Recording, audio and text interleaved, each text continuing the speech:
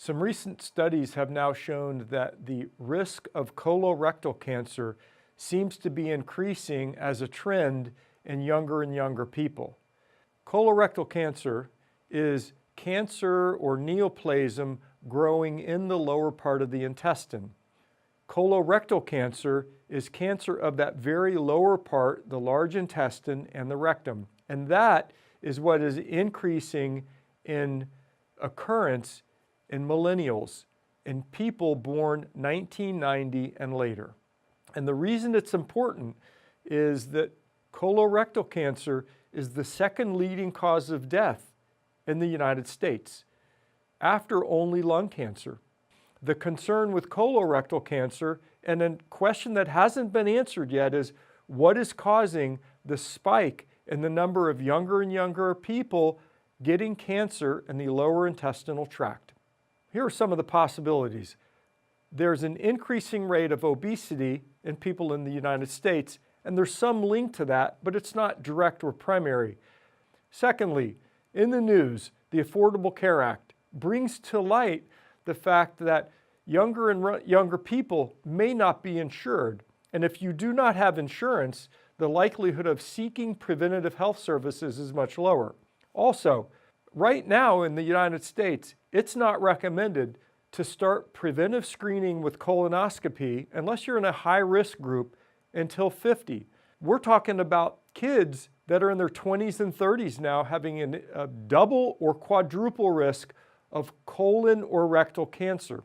And something very important with colorectal cancer, particularly in young people, is that the sooner it's diagnosed, the better the treatment. The longer term the cancer has been allowed to grow in the lower intestinal tract, the more lethal that cancer is.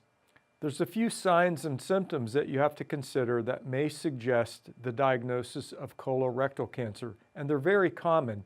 And for young people, they may just be attributed to nothing, just something that will pass. Bloating, constipation, abdominal pain, even blood in the stool. Those things can be attributed to day-to-day aches and pains. So the signs and symptoms that are attributable and linked to colorectal cancer have to be considered. So what is it that has changed to allow this increasing rate of colorectal cancer in young people this last 15 to 20 years? We know it's not genetics. Our genetic makeup isn't changing even century by century. It has to do with increasing lack of healthy lifestyles, increasing lack of physical activity, and just a general slowing down of the metabolism and activities of people in the digital age.